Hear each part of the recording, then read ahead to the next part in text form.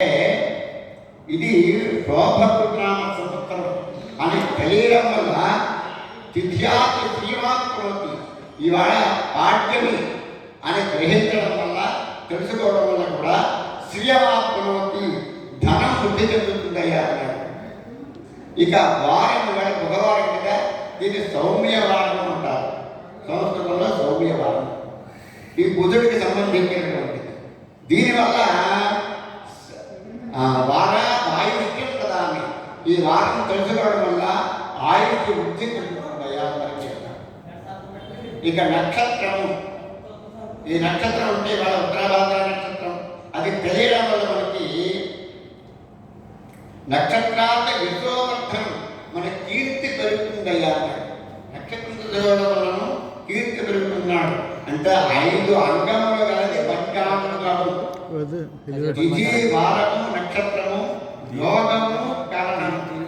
యోగం తెలుసుకోవడం వల్ల రోగ నివారణ, యోగం తెలుసుకోవడం వల్ల అనారోగ్యం లేకుండా ఉంటాము. కరణాత్ కార్యసిద్ధించ, ఈ కరణం తెలుసుకోవడం వల్ల యోగాలు 27 కరణాలు పడుతుంది. ఇవి తెలుసుకోవడం వల్ల మనం కార్యసిద్ధి, ఏ కార్యక్రమానికి అయితే మనం ఉపక్రమిస్తామో ఆ కార్యం నిర్విఘ్నంగా మనకి కొనసాగుతుంది అనడంలో ఎటువంటి సందేహము లేదు.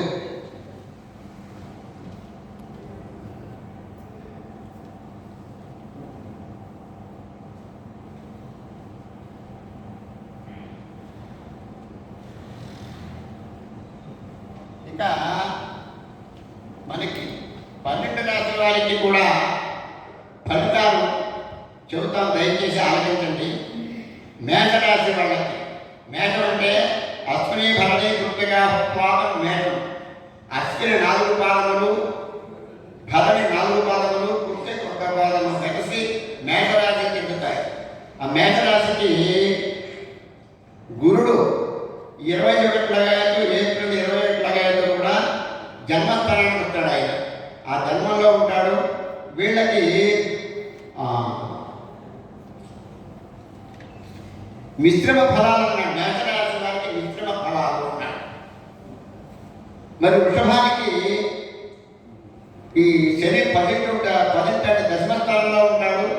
వృషభ స్థానంలో ఉన్న వాళ్ళకి సామాన్య స్థితి అయినప్పటికీ కూడా కార్యసాధన జరుగుతుందయ్యా అని చెప్పాడు. ఇక మిథున రాశి